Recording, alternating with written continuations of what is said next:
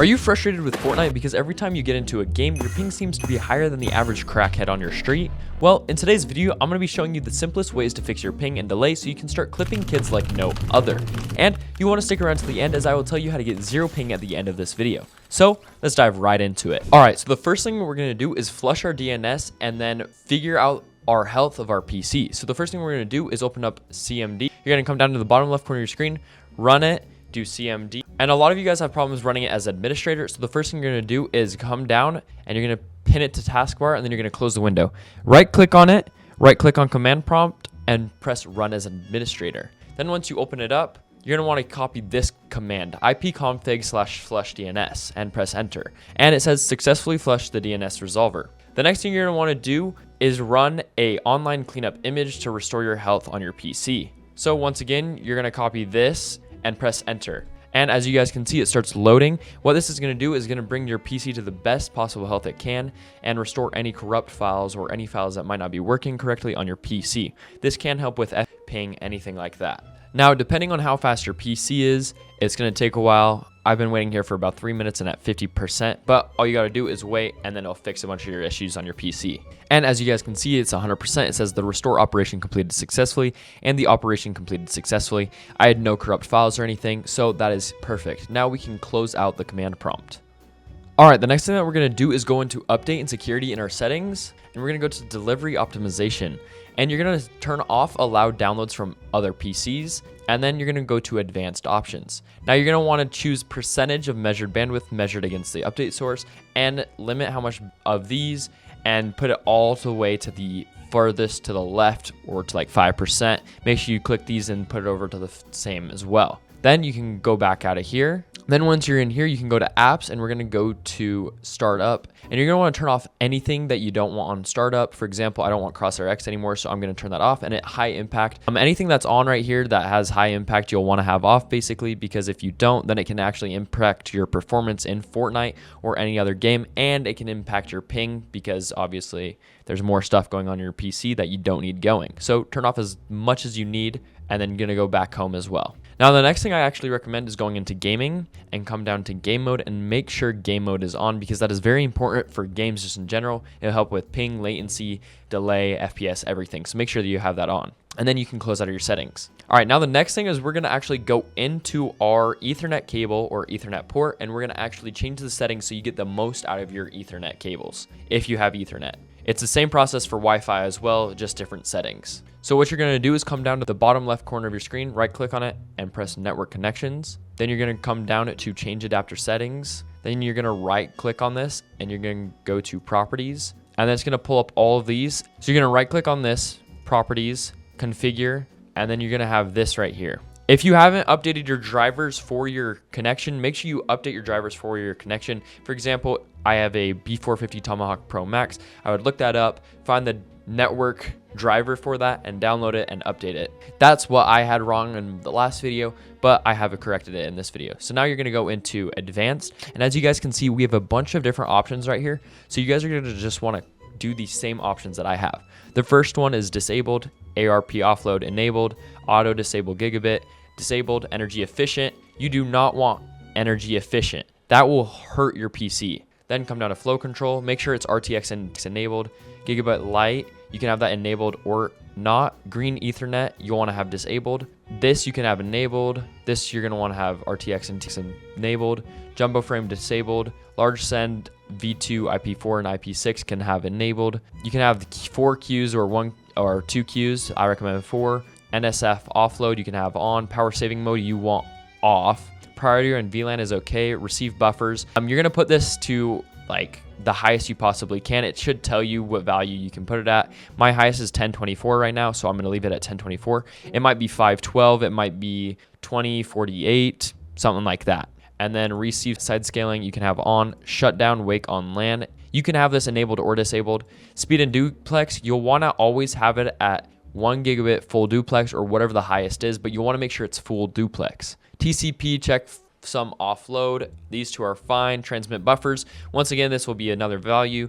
Mine only goes up to 128. You could probably have it at 256, 512, 1024 once again. Then these are fine being on. VLAN ID 0, wake on magic. You can have this off wake on magic when system disabled, wake on pattern match. You can have that off, and I mean, you can have this set to whatever, and then you're gonna press OK. It might disconnect you for a sec, but then it will reconnect you, and your internet should actually be better, and it'll help you out a lot. The next thing we're gonna do is actually go into our graphics card settings, because there's low latency mode. This won't help with ping necessarily, but this will help with latency. So you're gonna right click on your desktop, and you're gonna go into Nvidia control panel. Then you're gonna go to manage 3D settings, and you're gonna scroll down until you get low latency mode, and you're gonna make sure that's on ultra.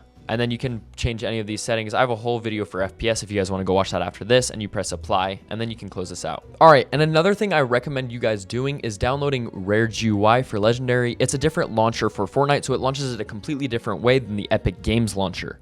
I recommend this thing. It's given my, like, I don't know how, but my latency in the game is so much lower through this than it is through Fortnite. I can launch Fortnite through this and launch Fortnite through Epic Games, and my ping on Epic Games and delay will be a lot higher than it will be on here.